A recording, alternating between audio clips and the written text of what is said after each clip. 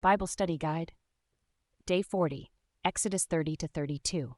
As we continue our study in the book of Exodus, we come to a section that focuses on the instructions for building the altar of incense. This altar was an important piece of furniture in the tabernacle and played a significant role in the worship practices of the Israelites. The Lord gave specific instructions regarding the materials, dimensions, and placement of this altar. It was to be made of acacia wood and overlaid with pure gold. It was also to have horns on each corner, symbolizing strength and power.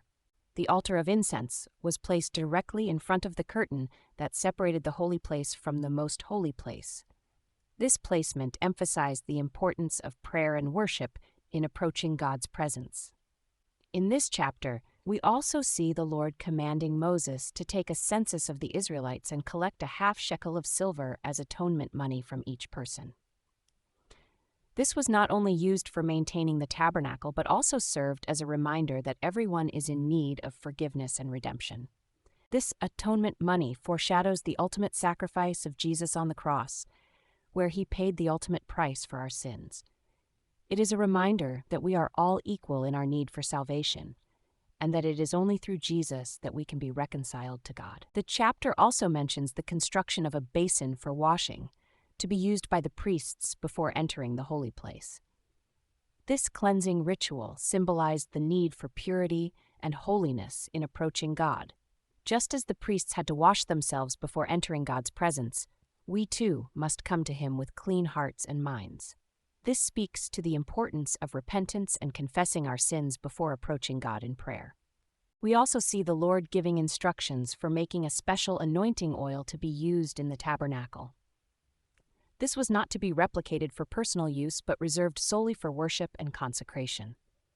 This serves as a reminder that our worship should be set apart and holy, not something common or casual.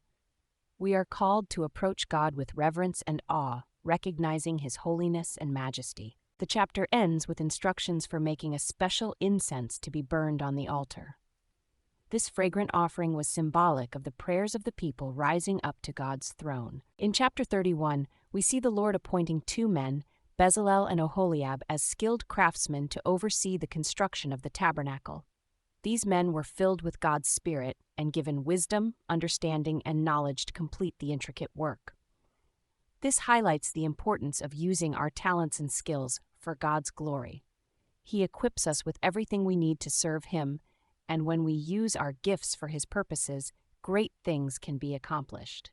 The Lord also emphasizes the importance of keeping the Sabbath holy by resting on the seventh day. This was to be a sign of the covenant between God and his people, a reminder that they were set apart for him. In our busy lives, it can be tempting to neglect rest and prioritize work or other activities, but taking time to rest in God's presence is essential for our spiritual well-being. It allows us to refresh and refocus on him, remembering that he is the source of our strength and provision. The Lord also gives Moses the 2 tablets containing the 10 commandments, which serve as the foundation of his covenant with Israel. These commandments were not meant to be a burden, but a guide for living in relationship with God and others. As we reflect on these commandments, let us remember that Jesus came to fulfill the law and offer us freedom from its condemnation. But this does not negate the importance of living a life that honors and follows God's commands. Unfortunately, as Moses is receiving these instructions from God, the Israelites are busy disobeying them. They appeal to Aaron to make them a god to worship, and he instructs them to take off their gold jewelry and creates a golden calf for them. Aaron then builds an altar and declares a feast to the Lord. The next day, the people offer sacrifices and engage in revelry, completely disregarding the commandments God had just given them.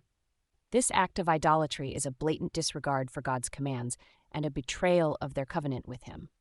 It reveals the fickleness and faithlessness of their hearts as they quickly turn away from the one true God who had delivered them from Egypt. Meanwhile, up on the mountain, God tells Moses of their rebellion and plans to destroy them. But Moses intercedes on behalf of the people, reminding God of his covenant promises and pleading for mercy. This is a powerful example of an intercessor standing in the gap for others and a foreshadow of Jesus' role as our ultimate mediator between us and God. When Moses and Joshua go down the mountain with the 2 tablets, Moses sees the people's idolatrous behavior and becomes angry. He throws down the tablets, breaking them in his righteous anger. He takes the golden calf, grinds it into powder, and makes the Israelites drink it. This may seem like an extreme reaction, but it demonstrates how seriously God views idolatry and disobedience. After seeing that Aaron was complicit in the golden calf incident, Moses calls for those who are on the Lord's side to come to him. The Levites step forward and are commanded to go throughout the camp and put to death anyone involved in idol worship. The next day, Moses goes back to God and intercedes for the people once again. He boldly asks God to forgive their sin or blot him out of his book instead. God promises to punish those who sinned, but also tells Moses that the day of punishment is yet to come. This serves as a reminder that God's justice and mercy are always at work, and his timing is perfect. Thanks for watching. If you enjoyed this video, please don't forget to like, comment, and subscribe to help us spread the word. God bless you.